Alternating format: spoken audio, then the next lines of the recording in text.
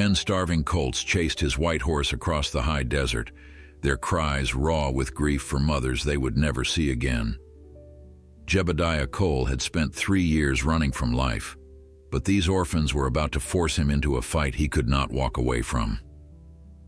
Before we continue, don't forget to subscribe to the channel, like the video, and comment where in the world you're watching from. Let's go. The morning sun had barely crested the Sangre de Cristo Mountains when Jebediah Cole first noticed the dust cloud rising behind him.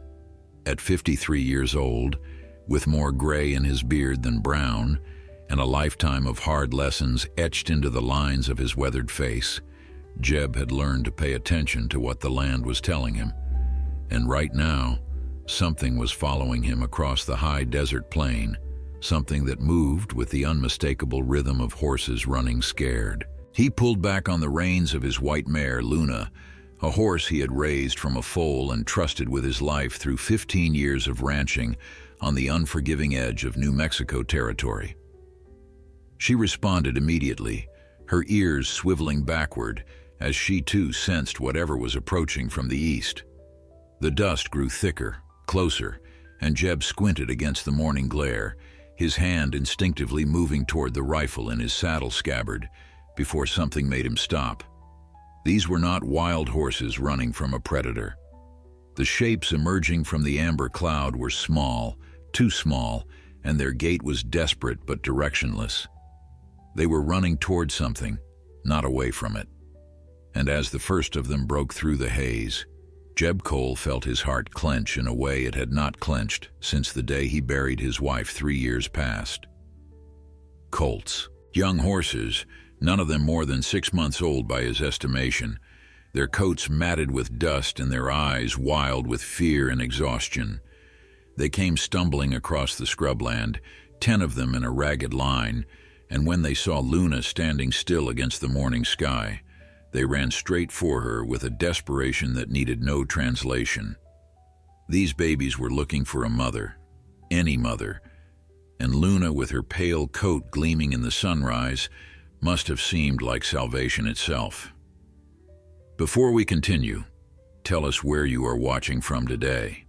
And if this story moves you, make sure you are subscribed, because tomorrow we have something truly special waiting for you. The first colt reached them within moments, a chestnut filly with a white blaze down her face, and she pressed herself against Luna's flank so hard that the mare stumbled sideways. Then came the others, Bay and Sorrel and Black, all of them crowding around the white horse with whinnies and nickers that sounded heartbreakingly like crying. Luna, who had never foaled in all her years, stood frozen for a moment before something ancient and maternal awakened in her. She lowered her great head and began to nuzzle the nearest colt, a gesture so tender that Jeb had to look away before the sting in his eyes became something more. He dismounted slowly, not wanting to spook the desperate youngsters, and began to examine them one by one. They were thin, ribs showing beneath their dusty coats, but they were not yet starving. Whatever had orphaned them had happened recently, within the past week at most. He found no brands on any of them, which meant they were either wild-born or belonged to someone who did not believe in marking their stock.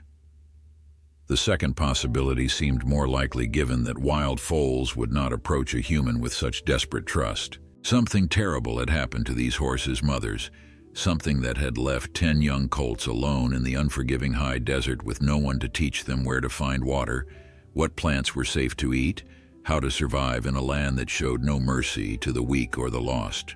By all rights, they should have scattered and died one by one over the coming weeks. Instead, some instinct had kept them together, had driven them across miles of empty country until they found what their hearts were searching for. Not a mother perhaps, but something close enough. A white horse that stood patient and still while they pressed against her warmth and remembered what it felt like to not be alone. Jeb looked toward the mountains in the direction the colts had come from, and his jaw tightened with grim understanding. There was only one settlement that way, a small ranch owned by a family named Thornton, who raised horses for the cavalry contracts that kept the territorial fort supplied. He had met Edgar Thornton once at a livestock auction in Santa Fe, a quiet man with honest eyes and a reputation for breeding quality animals. These colts bore the look of good stock, the kind of bloodlines that did not happen by accident. If something had happened to the Thornton mares, it meant something had happened to the Thornton ranch. The question was what, and whether anyone was left alive to tell him. Luna had begun to move now, walking slowly through the gathered colts with the careful grace of a creature who understood that these fragile lives depended on her. They followed her like ducklings following their mother, their gangly legs stumbling over the rough ground as they tried to stay close to her white flanks. Jeb watched this impromptu parade with a mixture of wonder and worry. He had come out this morning to check on his water sources, to make sure the springs that kept his small ranch alive through the dry season were still flowing clean. He had not planned on becoming a foster father to 10 orphaned horses, but life on the frontier rarely went according to plan. That was the first lesson the land taught you, and the last lesson too. You adapted or you died, and somewhere in between, you learned that the unexpected was not a disruption to your life but the very substance of it. He pulled himself back into Luna's saddle, careful not to disturb the colts that now surrounded them like a living blanket. They looked up at him with eyes that held too much fear for creatures so young, and he felt something shift in his chest. These babies needed him. They had found him across miles of empty desert, had chased down his white horse with the last of their failing strength, and now they were his responsibility, whether he had asked for it or not. Jeb Cole was not a man who walked away from responsibility. Not anymore. Not since the hard years had stripped away everything soft in him and left behind only the essential truth of who he was meant to be. He had lost his wife to fever and his son to a riding accident that still haunted his dreams. He had buried 2 decades of hopes and plans in the rocky soil of his small ranch and learned to measure his days not by joy, but by survival. And somewhere in that learning, he had forgotten what it meant to be needed by something other than the endless work of keeping himself alive. The colts pressed closer as he turned Luna toward the Thornton ranch, and for the first time in 3 years, Jebediah Cole felt the cold stone in his chest begin to crack. The ride toward the Thornton ranch took the better part of 3 hours, slowed considerably by the exhausted colts who could not maintain any pace faster than a careful walk. Jeb did not push them. He let Luna set the rhythm, her white tail swishing gently as she led her unlikely family across the high desert plain, and he used the time to study the young horses more carefully. They were good stock, as he had suspected, with strong legs and intelligent eyes and the kind of conformation that spoke of careful breeding. Whatever the Thorntons had been building out here, it had been something worth protecting. The landscape changed as they moved east, the flat scrubland giving way to rolling hills dotted with piñon and juniper. Water was more plentiful in this country, which explained why the Thorntons had chosen it for their horse operation. A spring-fed creek cut through a shallow valley ahead, its banks lined with cottonwood trees whose leaves had just begun to turn gold with the approaching autumn. It was beautiful country, the kind of place that made a man believe the frontier might be tamed after all. But as they crested the final hill and the Thornton ranch came into view below, Jeb knew that something had gone terribly wrong with that belief. The main house still stood, a solid adobe structure with a red tile roof that had weathered decades of sun and storm. But the barn beside it was a blackened skeleton, its wooden beams reduced to charcoal fingers, reaching toward a sky that offered no answers. The corrals were empty, their gates hanging open like mouths frozen in silent screams, and scattered across the property, visible even from this distance, were the dark shapes of horses that would never rise again. Jeb felt his stomach clench as he counted the bodies. 8 mares lay in the dirt near the burned barn, their positions suggesting they had been shot while trying to escape the flames. 2 more had fallen near the creek, perhaps trying to reach water as they bled out from wounds he could not see from here. 10 mares dead, and 10 colts orphaned. The mathematics of tragedy was brutally simple. He urged Luna forward, and the colts followed with renewed distress, their nostrils flaring as they caught the scent of death and smoke that still hung over the valley. Some of them began to call out, high plaintive whinnies directed at the fallen shapes of their mothers, and the sound was so raw with grief that Jeb had to steel himself against the urge to turn around and ride away from this place of horror. But he could not leave. Not without knowing what had happened here, and not without making sure there was no one left alive who needed his help. The first body he found that was not a horse lay face down near the remains of the barn. Edgar Thornton, recognizable only by the silver pocket watch that had spilled from his vest when he fell. He had been shot twice in the back, the wounds suggesting he had been running toward the barn when the bullets found him. Trying to save his horses, Jeb realized. Trying to protect the animals that were his livelihood and his legacy. He had failed, and his failure had cost him everything. Jeb dismounted and approached the house on foot, his rifle now in his hands and his eyes scanning every shadow for movement. The front door stood open, swinging slightly in the breeze that carried the smell of ash and death across the valley. Inside, he found Martha Thornton slumped against the kitchen wall, a pistol still clutched in her lifeless hand. She had fought back, it seemed.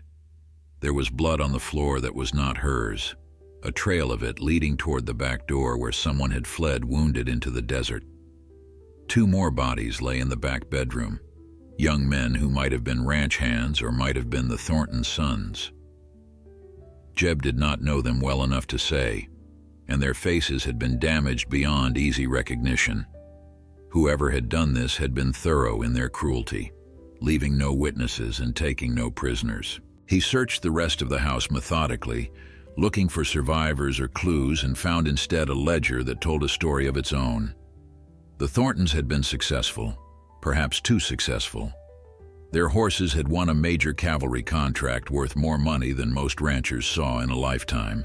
The last entry in the ledger, dated 3 days ago, mentioned a meeting with representatives from a competing ranch, men who had made veiled threats when their own bid was rejected. The Rocking M brand appeared several times in the margins, circled in Edgar Thornton's careful handwriting with question marks beside it. Jeb knew that brand. Everyone in the territory knew it. The Rocking M was owned by Marcus Webb, a man whose wealth had grown suspiciously fast and whose enemies had a habit of suffering unfortunate accidents. Nothing had ever been proven against him, but rumors followed Webb like flies followed cattle, and where there was this much smoke, there was usually fire burning somewhere out of sight. Jeb stood in the ruined kitchen of the Thornton home and made a decision that would change the course of his remaining years. He could ride to the nearest town and report what he had found. He could let the law handle Marcus Webb, trusting in a system that had failed to stop the man for over a decade. He could go back to his small ranch and his quiet life and pretend that 10 orphaned colts had not chased him down and begged him for salvation. Or he could do what needed to be done, consequences be damned. The colts were waiting for him when he emerged from the house, still clustered around Luna like children around a campfire in the dark. They looked at him with eyes that held no understanding of what had happened here, only the simple, desperate need to not be abandoned again. And Jeb looked back at them and felt the last of his hesitation burn away like morning mist under the desert sun. These horses had lost everything because powerful men valued profit over life. Their mothers had died protecting them, and their owners had been murdered for the crime of honest success. Someone had to answer for that. Someone had to stand up and say that this was not acceptable, that the frontier might be wild, but it was not lawless, that justice still meant something even in a land where the strong so often preyed upon the weak. Jebediah Cole had spent 3 years hiding from the world, nursing his grief like a wound that would never heal. But grief, he was beginning to understand, was not an excuse for cowardice, and these 10 orphaned colts had just given him a reason to remember what courage felt like. The journey back to his ranch took twice as long as the journey out, and by the time the familiar outline of his small homestead appeared against the evening sky, Jeb was exhausted in ways that had nothing to do with physical labor. He had buried Edgar Thornton before leaving, a shallow grave that was the best he could manage with the tools at hand, and he had covered Martha and the young men with blankets from the house to protect them from scavengers until proper burial could be arranged.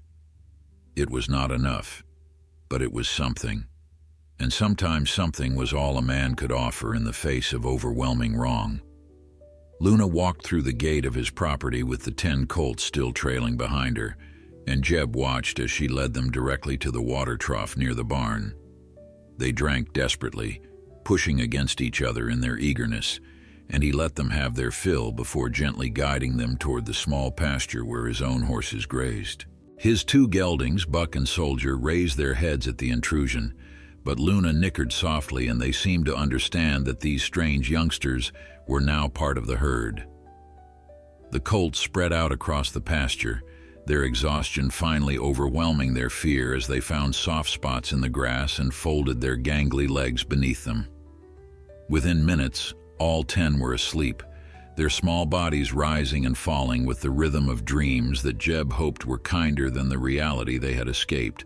He stood at the fence for a long time, watching them rest, and felt the weight of responsibility settle onto his shoulders like a yoke he had not asked to carry but could not set down. Feeding 10 growing horses through the coming winter would strain his resources to the breaking point.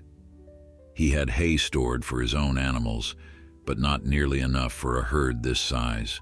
He would need to buy more, which meant selling some of his cattle earlier than planned, which meant accepting lower prices from buyers who would smell his desperation. The arithmetic of survival was unforgiving, and Jeb had learned its equations through years of careful calculation and occasional hungry months when the numbers refused to balance. But he would find a way. He always found a way. That was what living on the frontier had taught him. That impossibility was just another word for a problem that had not been solved yet. The next morning brought the first of many challenges. The colts woke hungry, desperately hungry, and while they were old enough to eat grass and grain, they had not yet been fully weaned from their mother's milk. They wandered the pasture with confused expressions, nuzzling at Luna and the geldings in search of nourishment that adult horses could not provide. Jeb watched their frustration with growing concern, knowing that without proper nutrition, the youngest and weakest among them would not survive the week. He saddled Buck and rode to town before noon, his mind churning with plans that might or might not work. The general store in Coyote Springs was run by a widow named Clara Jennings, a practical woman who had inherited the business from her husband and run it with surprising success for the past 5 years.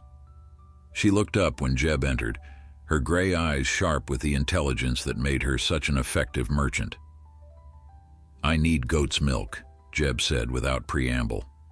"As much as you can get me, and I need it delivered to my ranch twice a week until I tell you otherwise." Clara's eyebrows rose slightly, but she did not ask questions. That was one of the things Jeb appreciated about her. She understood that a man's business was his own until he chose to share it. She quoted him a price that made him wince but was fair for the quantity he needed, and they shook hands on the arrangement before he turned to leave. "Jebediah." Her voice stopped him at the door. "There is talk in town about the Thornton place. Riders came through yesterday saying they saw smoke from that direction." He turned to face her, and something in his expression must have confirmed her suspicions because her face went pale. "How bad?" "Bad enough." He paused, weighing how much to say. "The family is dead, all of them, and I have reason to believe I know who is responsible." Clara's hands gripped the edge of her counter, her knuckles whitening with the force of her hold. "Marcus Webb." It was not a question. "I cannot prove it yet. But yes."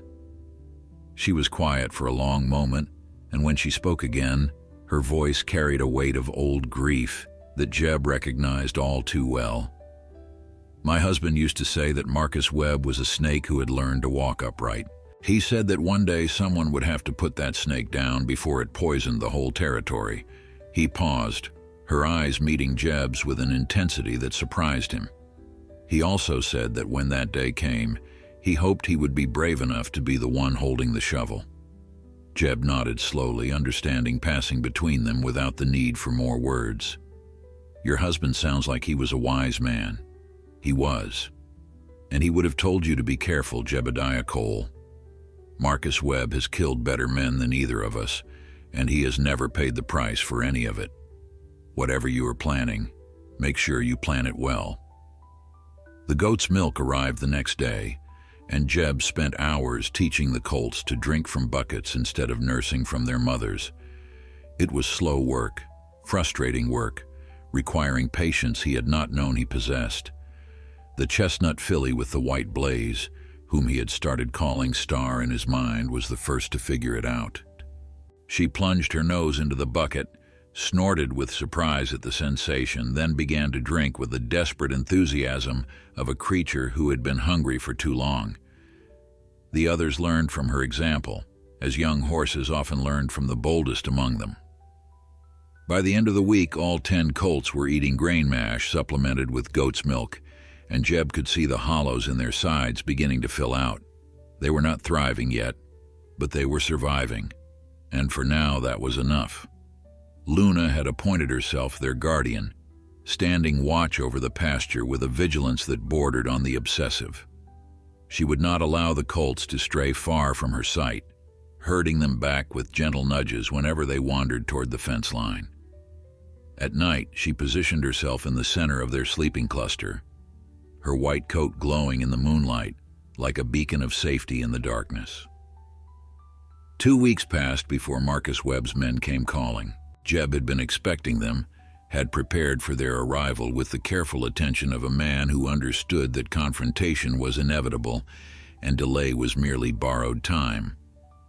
He was in the barn when he heard the horses approaching, and he set down the curry brush he had been using on Star's coat, reaching instead for the rifle that was never far from his hands these days. There were 4 of them, hard-faced men with the look of hired muscle rather than working cowboys. They sat their horses in a loose semicircle in front of the barn, their postures casual but their eyes sharp with purpose. The leader was a thick-necked man with a scar running from his left ear to the corner of his mouth, a souvenir from some violence that had clearly not taught him caution. He looked down at Jeb with the contemptuous expression of someone accustomed to intimidating smaller men. "You must be Cole," the scarred man said. His voice was surprisingly soft for someone of his brutal appearance. "Mr. Webb sent us to have a conversation with you about some horses you seem to have acquired recently." Jeb leaned against the barn door, his rifle held loosely but ready. "I was not aware that Mr. Webb had any interest in my livestock." The scarred man smiled, and it was not a pleasant expression. "Those colts you have been nursing back to health, they belong to the Rocking M now. The Thornton Ranch defaulted on certain debts, and Mr. Webb has taken possession of all their assets, including whatever surviving horses might have wandered off before the unfortunate fire." The lie was so brazen that Jeb felt a cold rage building in his chest. He had seen the bodies at the Thornton Ranch. He had buried Edgar Thornton with his own hands, and now this man was sitting on his property, casually claiming that murder was merely a matter of debt collection. "Those colts came to me on their own," Jeb said, his voice steady despite the anger burning beneath it. "They were orphaned and starving, and I have been caring for them as any decent man would. I have seen no proof that Marcus Webb has any legal claim to them." The scarred man's smile faded. "Mr. Webb does not need to prove anything to the likes of you. He is the law in this territory, or close enough that the difference does not matter. You can hand over those horses peacefully, and we will forget this conversation ever happened. Or we can take them by force and leave you something to remember us by. Your choice, old man." Jeb straightened, bringing the rifle up slightly so that its barrel pointed in the general direction of the scarred man's chest. "I am 53 years old," he said quietly. "I have buried a wife and a son and more friends than I care to count. I have fought Apaches and outlaws and droughts that killed half my cattle. And in all those years, I have never once let a bully take what was mine without a fight." The four men exchanged glances, reassessing the weathered rancher who suddenly seemed considerably more dangerous than his gray beard and worn clothes had suggested. The scarred man's hand drifted toward his holstered pistol, but he stopped when he saw how steady Jeb's rifle remained. "You are making a mistake," the scarred man said. "Mr. Webb does not forget insults.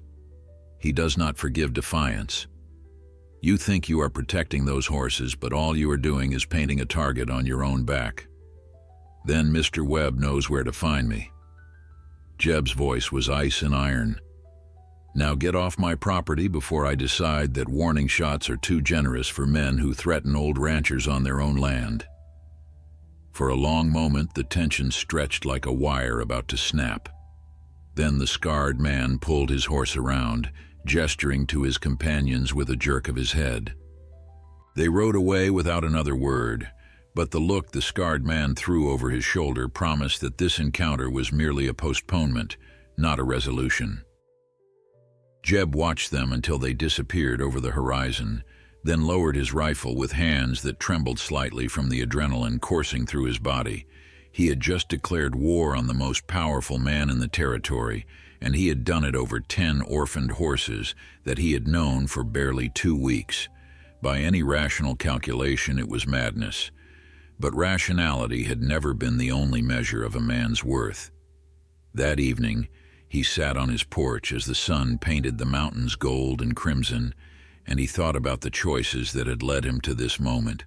3 years ago, after Maria died and his son Thomas followed her into the ground, just 6 months later, Jeb had wanted nothing more than to disappear. He had sold most of his cattle, reduced his operation to the bare minimum required for survival, and retreated into a grief that felt safer than engaging with a world that had taken everything he loved. But the world, it seemed, was not done with him yet. 10 Colts had chased him across the desert and demanded that he remember what it meant to care about something other than his own pain. They had forced him to look up from his grief and see that there were still things worth protecting, still battles worth fighting, still reasons to be alive beyond mere survival. Luna wandered over to the fence nearest the porch, the Colts trailing behind her as they always did now. Star pressed her nose through the rails, and Jeb rose to stroke her soft muzzle, feeling the trust in her stillness. This filly had watched her mother die in fire and chaos, had fled across miles of empty desert, had found salvation in the form of a white horse and a grieving rancher who had not known he needed saving just as desperately as she did. "We are a pair, are we not?" Jeb murmured. "Orphans, both of us, trying to figure out how to keep living when the world has taken everything we thought we could not lose." Star nickered softly as if in agreement, and behind her the other Colts settled into the grass for another night of peaceful sleep. They did not know that danger was coming. They did not understand that their very existence was a threat to powerful men who would rather see them dead than admit that their crimes had left witnesses. They only knew that they were warm and fed and safe, and that the white horse and the gray-bearded man had become their family. Jeb looked toward the mountains where Marcus Webb's empire sprawled across thousands of stolen acres, and he made a silent promise to the animals who had chosen him. "Whatever comes," he whispered, "I will not let them take you. Not while I am still breathing." The first ally came unexpected and uninvited, riding up to Jeb's ranch 3 days after the confrontation with Webb's men. She was a woman in her middle 30s, with copper-colored hair pulled back in a practical braid and eyes the color of sage after rain. She sat her horse with the easy confidence of someone born to the saddle, and she studied Jeb with an intensity that made him feel like a horse being evaluated at auction. "My name is Catherine Thornton," she said without dismounting. "Edgar was my brother." I arrived from Denver yesterday to find his ranch burned and his family buried in shallow graves behind what used to be his barn. The sheriff tells me there is nothing he can do, that there is no evidence pointing to any particular culprit. But the woman who runs the general store told me a different story. She told me about a rancher named Cole who found my brother's body and who has been caring for the horses that survived. Jeb looked up at her, seeing the grief that tightened the corners of her mouth and the fury that burned behind her careful composure. He recognized both emotions intimately. They had been his constant companions for 3 long years. "Your brother was a good man," he said. "I only met him once, but I could see it in the way he handled his stock and the way other men spoke of him. What happened to him was evil, and the men who did it deserved to hang." Catherine Thornton dismounted in one fluid motion and stood facing him across the dusty yard. "I did not come here looking for sympathy, Mr. Cole. I came here looking for justice. And from what Clara Jennings tells me, you might be the only man in this territory willing to help me find it." He led her to the pasture where the colts were grazing under Luna's watchful eye, and he watched her face as she took in the sight of 10 young horses who represented the last surviving legacy of her brother's life work. Her composure cracked then, tears spilling down her cheeks as she gripped the fence rail with white-knuckled hands. "Edgar spent 15 years building that breeding program," she said, her voice thick with emotion. "He used to write me letters about each foal, describing their markings and their personalities as if they were children. These colts, they are all that remains of everything he worked for." "Not all," Jeb said quietly. "His reputation remains. His memory remains. And if we can bring Marcus Webb to justice, his legacy will be that he finally stopped a monster who has been preying on this territory for far too long." Catherine turned to look at him, and something passed between them that was beyond words. An understanding, perhaps, or a recognition that they were both broken in similar ways, and that their shared purpose might be the beginning of healing for them both. She moved into the spare room of his ranch house that night, an arrangement that would have scandalized the respectable citizens of Coyote Springs, but which neither of them had the energy to care about. There was nothing romantic in their cohabitation, not yet. Only the practical reality that 2 people working toward the same goal were stronger than one person working alone. Over the following days they planned. Catherine had brought money from Denver, enough to hire investigators and lawyers if such resources proved useful. But Jeb knew that the law in this territory was too corrupted by Webb's influence to be trusted. They would need evidence so overwhelming that even bought judges would have no choice but to act, or they would need to find another path to justice entirely. The colts grew stronger as autumn deepened toward winter. Star had become Jeb's particular favorite, following him around the property like a loyal dog and nickering with excitement whenever he approached the pasture gate. The others had begun to develop personalities of their own as their initial trauma faded. There was a bay colt he called Thunder for his habit of galloping across the pasture at the slightest provocation. A black filly named Shadow who was shy and skittish, but responded to gentle handling. A sorrel he called Copper, who seemed to have appointed himself the guardian of the smaller colts. Luna watched over all of them with maternal devotion, and Jeb sometimes caught himself watching her with something like wonder. This horse had never been a mother, had never nursed or raised a foal of her own. Yet she had accepted these orphans as completely as if they had been born from her own body, protecting them and teaching them and loving them with an instinct that transcended the boundaries of biology. Catherine noticed his observation one morning as they shared coffee on the porch. "She is remarkable," she said. "I have never seen a mare bond so completely with foals that were not her own." "She knew they needed her," Jeb replied. "Sometimes that is enough. Sometimes being needed is what wakes us up from whatever sleep we have been hiding in." He felt Catherine's eyes on him and knew she understood that he was not only talking about the horse, The second ally arrived a week later, and this one was even more unexpected than the first. He was a young man barely out of his teens, with the dark features of mixed Apache and Mexican heritage, and a wariness in his eyes that spoke of a lifetime spent on the margins of a society that did not welcome his kind.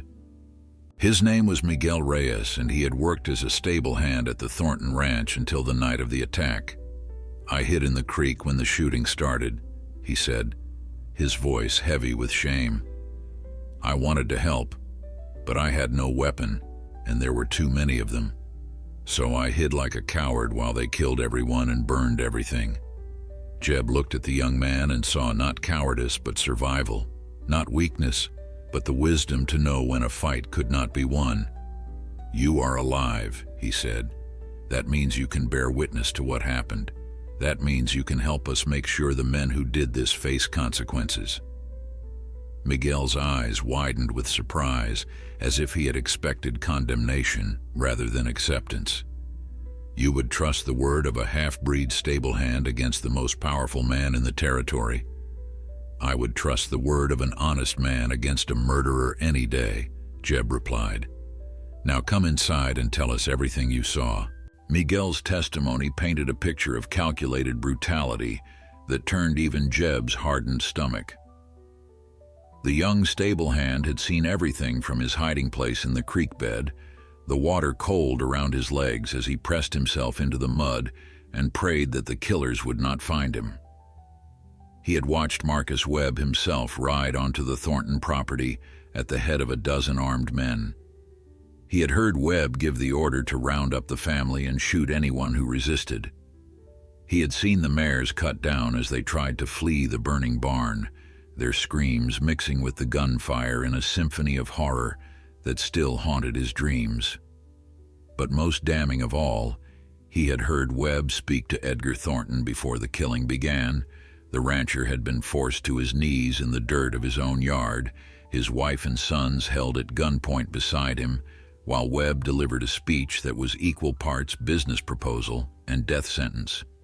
He said that Mr. Thornton should have accepted his offer when he had the chance, Miguel recounted, his voice barely above a whisper. He said that the cavalry contract belonged to the Rocking M by right, and that anyone who stood in the way of his expansion would meet the same fate. Then he told his men to make sure there were no witnesses and rode away before the shooting started. Catherine's face had gone white as she listened, her hands trembling with rage that she could barely contain. "And you saw all of this clearly? You could identify the men who did the shooting?" Miguel nodded miserably. "I knew some of them by name. They were regulars in town, men who worked for Mr. Webb and made no secret of it. The one with the scar on his face, they called him Brennan. He was the one who shot Mrs. Thornton when she tried to run. The same man who had come to Jeb's ranch demanding the Colts. The same man who had threatened to leave him something to remember if he did not comply with Webb's demands." Jeb felt the cold rage in his chest crystallize into something harder and more purposeful. This was no longer just about protecting 10 orphaned horses. This was about stopping a monster who had been allowed to prey on innocent people for far too long. Over the following days, they developed a plan that was equal parts legal strategy and frontier justice. Catherine would travel to Santa Fe, where territorial officials were less likely to be under Webb's direct influence, and present Miguel's testimony to the federal marshal there. Meanwhile, Jeb would begin quietly reaching out to other ranchers who had suffered at Webb's hands, building a coalition of witnesses whose combined testimony would be impossible to dismiss. It was dangerous work. Webb had spies everywhere, and any hint that a case was being built against him would likely result in more bodies disappearing into shallow graves across the high desert. But the alternative was to let a murderer continue his reign of terror unchallenged, and none of them could stomach that possibility. The Colts, meanwhile, continued to thrive under Jeb's care. Star had grown bold enough to follow him out of the pasture and around the property, her curious nature overcoming her initial wariness of the wider world. She would stand beside him while he mended fences or cleaned the barn, her soft nose occasionally nudging his shoulder, as if reminding him that she was there and that she trusted him completely. It was during one of these moments, with Star pressed against his side and the autumn sun warming his weathered face, that Jeb realized something had changed in him.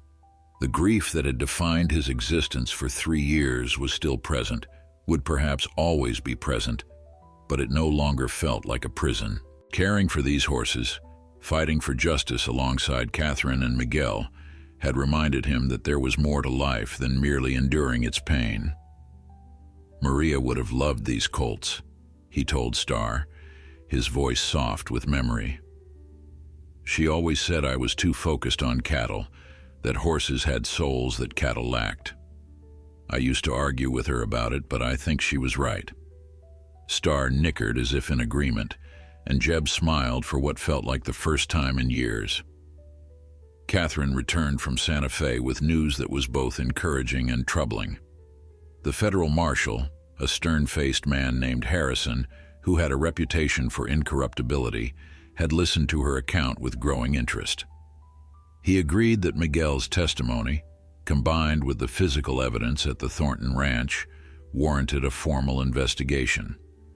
But he also warned that Webb had powerful friends in the territorial government, men who would do everything in their power to protect their patron from prosecution. He said we should expect retaliation, Catherine reported as they gathered around Jeb's kitchen table that evening. Webb will know that someone is building a case against him, and he will try to eliminate the threat before it can reach a courtroom. Miguel shifted uncomfortably in his chair. Then we are all dead. Webb has an army of gunmen, and we have what? An old rancher, a woman from Denver, and a stable hand who cannot even shoot straight. We have the truth, Jeb said firmly. And we have something else that Webb has never had to face before. We have people who are not afraid to stand up to him. Catherine reached across the table and placed her hand over his, a gesture of solidarity that sent unexpected warmth through his chest. He is right, Miguel. Fear is what has allowed Webb to operate with impunity for so long. Everyone knows what he is, but no one has been willing to risk the consequences of opposing him. If we can show that resistance is possible, others will find their courage. That night, Jeb walked out to the pasture and stood among the sleeping colts, Luna's white form glowing like a ghost in the moonlight beside him. These horses had started something they could not possibly understand, a chain of events that might lead to justice or might lead to destruction. But whatever came next, Jeb knew that he would face it standing rather than hiding. The old life, the quiet life of grief and solitude, was gone forever. In its place was something frightening and exhilarating and alive. The retaliation came sooner than any of them expected. 3 nights after Catherine's return from Santa Fe, Jeb woke to the sound of gunfire and the acrid smell of smoke drifting through his bedroom window. He grabbed his rifle and ran outside in his bare feet, his heart pounding with the terrible certainty that history was about to repeat itself on his own property. But the fire was not in his barn. It was in the field beyond his pasture, where someone had set ablaze the haystack he had been building for the winter. Flames leaped toward the night sky, casting dancing shadows across the landscape and illuminating the figures of riders galloping away toward the distant mountains. They had delivered their message and vanished before he could get a clear shot at any of them. Catherine and Miguel joined him in the yard, both armed and wild-eyed with fear. The colts were screaming in the pasture, their terror at the fire triggering memories of the night their mothers had died. Luna was racing among them, trying to calm them with her presence. But even her steadfast nature was no match for the primal fear that fire awakened in every horse. It took hours to settle the animals and extinguish what remained of the burning hay. By dawn, Jeb stood in the charred remains of 6 months of work, calculating the cost not just in dollars but in the survival chances of his expanded herd. Without that hay, he would be forced to buy feed at whatever price the merchants demanded, and he suspected that Webb's influence would ensure those prices were ruinous. "This is only the beginning," Catherine said, her face smudged with soot and her eyes hard with determination. "He wants us to know that he can reach us whenever he chooses. He wants us to abandon our cause before it gains any more momentum." "Then he does not know us very well," Jeb replied. "Because I have never backed down from a bully in my life, and I am too old to start now." Word of the attack spread quickly through the surrounding ranches, carried by the mysterious networks of gossip and concern that connected frontier communities. Within a week, 3 other ranchers had ridden to Jeb's property to offer their support. Each of them had their own grievances against Marcus Webb, their own stories of cattle stolen, or water rights violated, or family members threatened into silence. None of them had been brave enough to act alone, but together they began to feel something that had been missing from this territory for too long. They began to feel hope. The coalition grew throughout the autumn months. A merchant from Coyote Springs whose brother had disappeared after refusing to sell his store to one of Webb's associates. A widow whose husband had died in a suspicious accident after testifying against the Rocking M in a land dispute. A preacher who had watched his congregation dwindle as families fled the region, rather than continue living under Webb's shadow. They gathered at Jeb's ranch in secret meetings that lasted late into the night, sharing information and planning strategy and finding strength in their numbers. Marshal Harrison sent word that he was building his case but needed more time to ensure that the charges would stick. Webb had hired lawyers from as far away as St. Louis, men whose reputation for finding loopholes and intimidating witnesses preceded them like a foul odor. The legal battle would be long and uncertain, and there was no guarantee that justice would prevail, even with all the evidence they had gathered. But the coalition was no longer content to wait for the law to act. Too many of them had seen the law fail, had watched guilty men walk free while innocent people suffered. They wanted something more immediate, more certain, more satisfying than the slow grinding of courts and judges. Jeb found himself in the unlikely position of counseling patience to men whose anger burned as hot as his own. "We cannot become what we are fighting against," he told them during one particularly heated meeting. "If we ride against Webb with guns blazing, we are no better than the murderers who killed the Thorntons. We will have our justice, but we will have it in a way that leaves our souls intact." The Colts had become a symbol for the coalition, a living reminder of what they were fighting for. Ranchers who visited for the meetings would spend time in the pasture afterward, watching the young horses play and grow and heal from their early trauma. Star had become something of a mascot, greeting each visitor with curious friendliness and allowing children to pet her velvet nose while their parents discussed matters of life and death inside the house. Catherine had begun training some of the older colts, working with them in the round pen that Jeb had constructed near the barn. She had a gift for it, a patience and intuition that seemed to communicate directly with the horse's spirits. Thunder had calmed considerably under her guidance, his wild energy channeled into responsiveness rather than chaos. Shadow had overcome much of her shyness, learning to trust the woman whose gentle hands never demanded more than she was ready to give. Watching them work together, Jeb felt something stir in his chest that he had not expected to feel again. Catherine was beautiful in a way that had nothing to do with conventional prettiness, her strength and determination and compassion combining into something far more attractive than mere physical features. She caught him watching her one evening and smiled, a real smile that reached her sage-colored eyes and made his heart skip like a young man's. "We make a good team," she said, walking over to lean against the fence beside him. "We do," he agreed. "And when this is over, when Webb is behind bars or in the ground, I hope we will continue to make a good team." She did not answer with words, but her hand found his on the fence rail and they stood together in comfortable silence as the sun set behind the mountains. Whatever the future held, They would face it together. That certainty was worth more than all the hay in the territory. The winter came hard that year, with snow falling earlier and heavier than anyone could remember, but Jeb's ranch remained warm and alive, filled with horses and allies, and a growing sense that change was finally coming to the territory. The breaking point came on a bitter February morning when the snow lay thick across the high desert and the world seemed frozen in a silence that felt like held breath.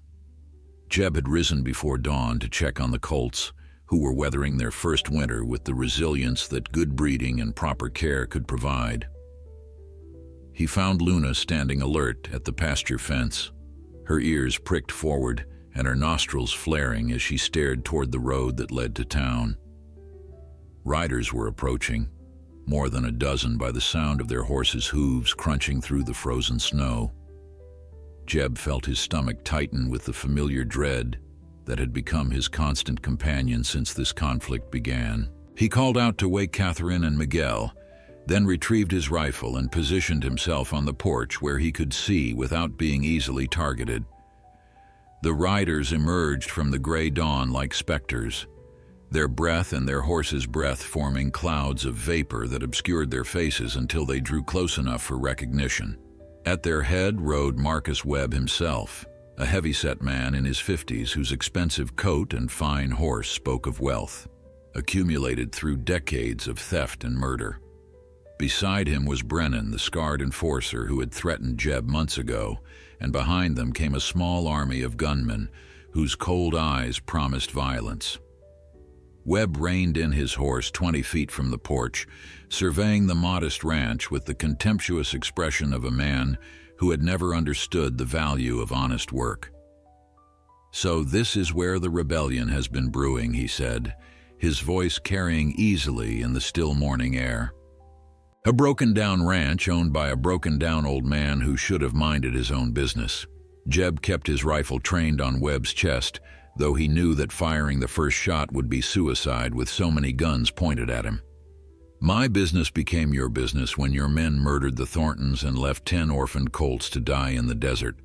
Those horses found me, Webb. They chose me to protect them, and I intend to honor that choice." Webb laughed, a sound without warmth or humor. "Horses do not choose anything, you sentimental fool. They are property, nothing more. Just like this land, just like everything in this territory that I have decided belongs to me. The strong take what they want, and the weak either accept it or die.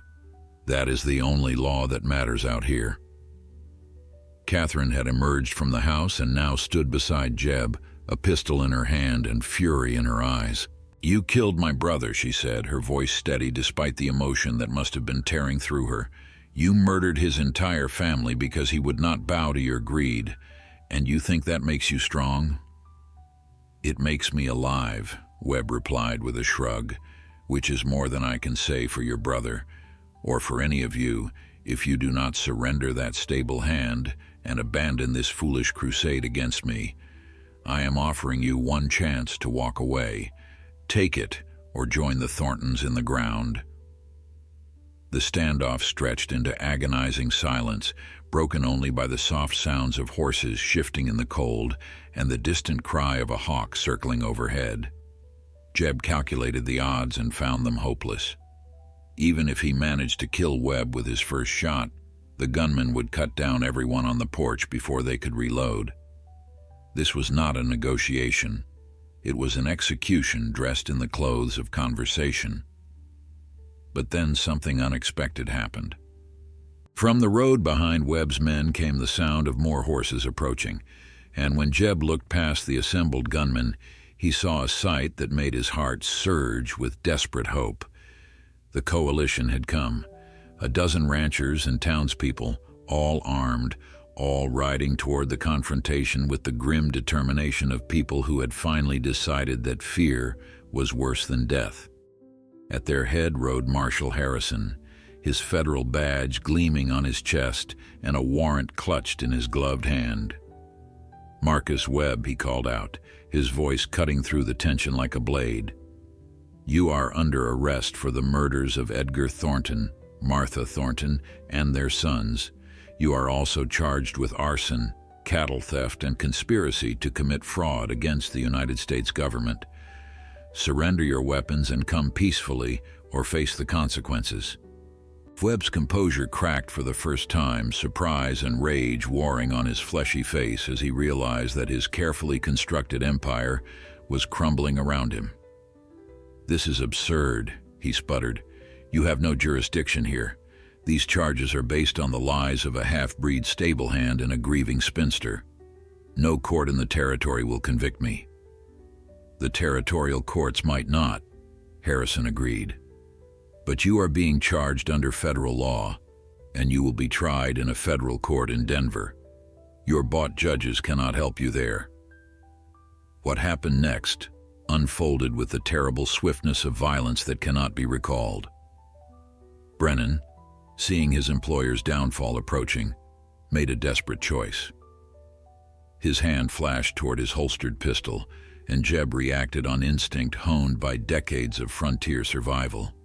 His rifle cracked once, and the scarred enforcer tumbled from his saddle with a look of surprise frozen on his ruined face.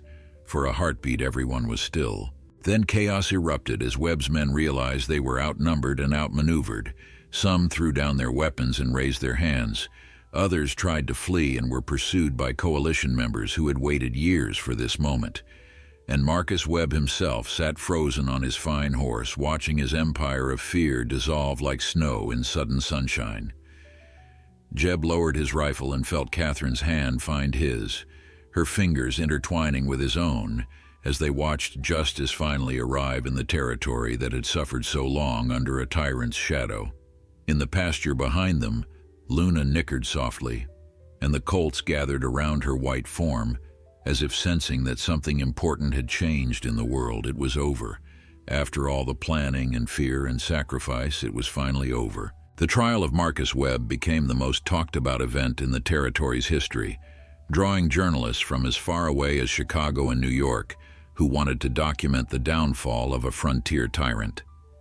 Miguel testified with quiet dignity, his detailed account of the Thornton massacre leaving jurors pale-faced and the gallery murmuring with horror. Other witnesses followed, ranchers and merchants and ordinary citizens who had lived in fear for years and now finally found the courage to speak the truth. Webb's expensive lawyers tried every trick in their considerable arsenal, attacking Miguel's credibility, questioning Catherine's motives, suggesting that Jeb was a bitter old man seeking attention. But the evidence was overwhelming, and the federal judge was immune to the bribes and threats that had protected Webb for so long. After 3 weeks of testimony, the jury deliberated for less than 4 hours before returning with a verdict of guilty on all charges. The sentence was death by hanging, to be carried out at the territorial prison in Santa Fe. Webb screamed his innocence as the bailiffs led him away, promising vengeance against everyone who had conspired against him. But his threats rang hollow now, the impotent ravings of a man who had finally been held accountable for his crimes. The monster who had terrorized the territory for 2 decades would never hurt anyone again. Jeb did not attend the execution. He had seen enough death in his lifetime and felt no need to witness more, even the death of a man who richly deserved it. Instead, he spent that morning in the pasture with the colts, watching them play in the spring sunshine that had finally melted the last of winter's snow. They were yearlings now, strong and healthy and beautiful, their coats gleaming with the vitality that proper care and abundant love could provide. Star had grown into a magnificent filly, her chestnut coat burnished like copper and her white blaze standing out like a badge of honor. She still followed Jeb everywhere, still nudged his shoulder with her soft nose when she wanted attention, still trusted him with the complete faith of a creature who had learned that humans could be kind as well as cruel. Looking at her, Jeb sometimes found it hard to believe that she was the same terrified foal who had chased him across the desert nearly a year ago. Catherine joined him at the fence, her copper hair loose around her shoulders and her sage-colored eyes soft with contentment. "It is done," she said. "Marshal Harrison sent word this morning. Webb is dead, and his empire is being dismantled. The Rocking M lands will be auctioned to pay restitution to his victims. Jeb nodded, feeling a weight lift from his shoulders that he had not realized he was still carrying. And the Colts? Has anyone come forward to claim them? Catherine smiled, an expression that transformed her face and made his heart skip in ways that still surprised him after all these months. The territorial government has declared them property of the Thornton estate. And since I am Edgar's only surviving relative, that means they belong to me. She paused, her smile turning shy in a way that seemed incongruous with her usual fierce confidence. I was hoping you might help me decide what to do with them. The question hung between them, laden with implications that went far beyond the fate of 10 young horses. Over the past months, their partnership had evolved into something deeper, something neither of them had been looking for, but both had come to treasure. They had not spoken of it directly, too focused on the battle against Webb to address the quieter transformation happening in their own hearts. But now that the battle was won, the future stretched before them like the endless prairie full of possibilities waiting to be explored. I have a suggestion, Jeb said carefully. These colts represent some of the finest bloodlines in the territory. Your brother spent 15 years developing that breeding program, and it would be a shame to let his work end with his death. What if we continued it? What if we built something together that would honor his memory and give these horses the future he would have wanted for them? Catherine's eyes glistened with sudden tears, but her smile only grew wider. Are you asking me to go into business with you, Jebediah Cole? I am asking you to build a life with me. The words came easier than he had expected, as if they had been waiting inside him for months, just needing the right moment to emerge. I know I am old and set in my ways. I know I come with grief that will never fully heal, and a ranch that barely turns a profit. But I love you, Catherine. I have loved you since the day you rode onto my property demanding justice for your brother. And I think maybe you love me too. She did not answer with words. Instead, she leaned across the fence and kissed him, a gentle pressure of lips that communicated everything language could not capture.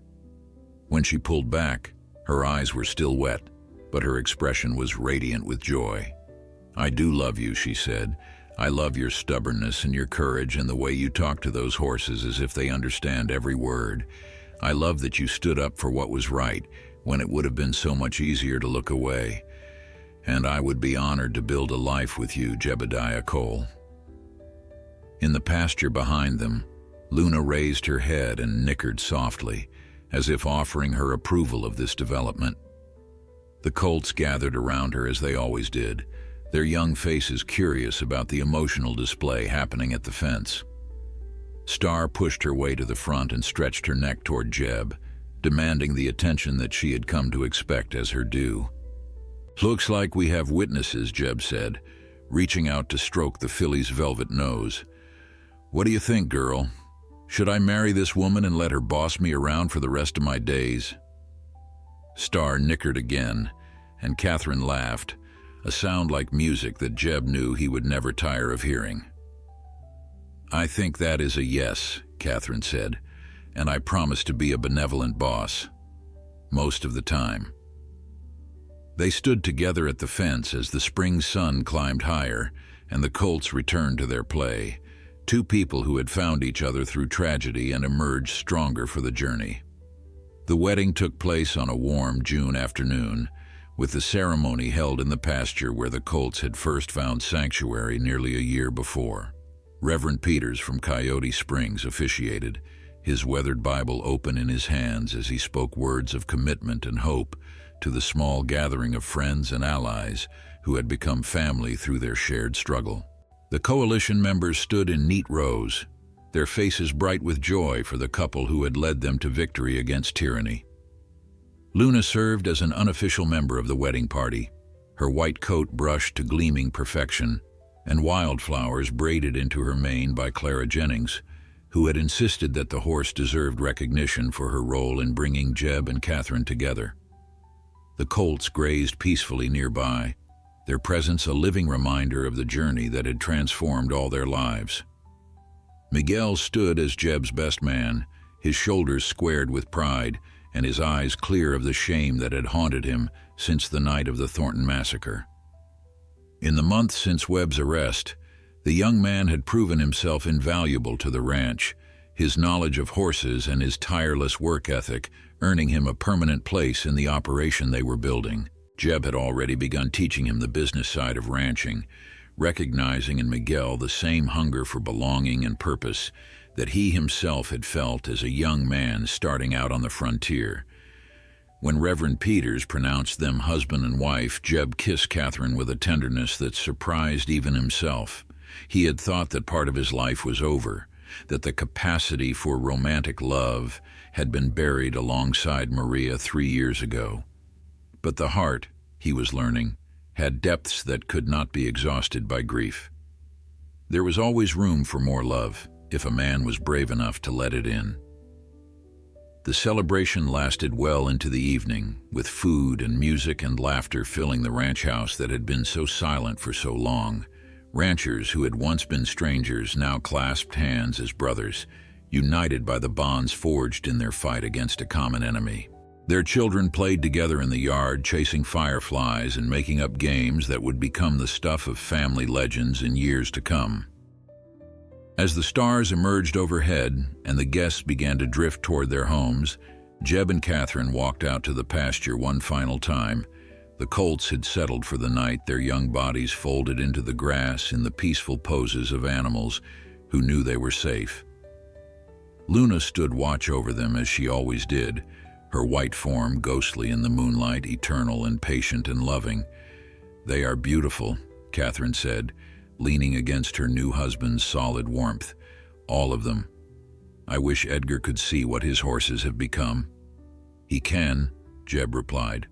"Somewhere, somehow, he knows. And he is proud."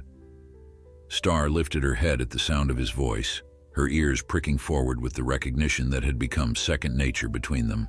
She rose to her feet and walked over to the fence, her movements graceful with the fluid power of a horse approaching her full growth.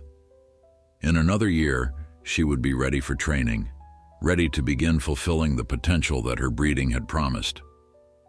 "What will you do with her?" Catherine asked. "She is clearly your favorite. Will you keep her for yourself or sell her with the others?" Jeb considered the question, his hand reaching out to stroke the filly's velvet nose one more time. "She found me," he said finally, "chased me across the desert and refused to let me stay lost in my grief. I figure I owe her a debt that cannot be repaid with money. She stays with us, always, a foundation mare for the new breeding program, and a reminder of how this all began." Catherine smiled and placed her hand over his on the fence rail, their fingers intertwining in the gesture that had become their private language of love and partnership. "Then that is settled. Star stays, and together we build something that will outlast us both." The years that followed proved the wisdom of their decision. The Cole Thornton Ranch, as they came to call it, grew into one of the most respected horse breeding operations in the territory. Star produced foal after foal of exceptional quality, her offspring inheriting both her physical beauty and her remarkable temperament. Thunder became a legendary cutting horse, whose descendants were sought by ranchers across the Southwest. Shadow, the shy filly who had learned to trust under Catherine's patient guidance, developed into a gentle mare whose babies were prized for their calm dispositions. Miguel eventually married Clara Jennings's daughter and built a house on the corner of the property, becoming a full partner in the operation and raising children who would carry on the legacy long after the original founders were gone. The coalition members remained close, gathering each year on the anniversary of Webb's arrest to remember what they had accomplished together and to renew their commitment to the principles of justice and community that had united them. And Luna, the white mare who had accepted 10 orphaned colts as her own, lived to the remarkable age of 32, spending her final years as the beloved matriarch of a herd that numbered in the dozens. When she finally passed, peacefully in her sleep on a warm spring night, Jeb buried her beneath the cottonwood tree where she had loved to stand watch over her adopted children. The headstone he carved himself bore simple words that captured everything she had meant to him and to the family they had built together. "Here lies Luna," it read.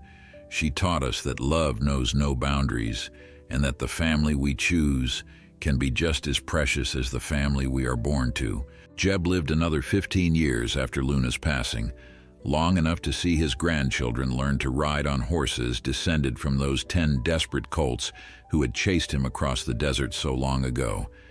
And when his own time came, he went peacefully, surrounded by the love he had never expected to find again and grateful for every moment of the unexpected life that had been given to him. The ranch endures to this day, a testament to what can be built when courage meets compassion and when broken hearts find the strength to heal together. Thank you for following this story. If it touched your heart, please like, share, and subscribe for more tales of hope and heroism. Tomorrow, something special awaits you.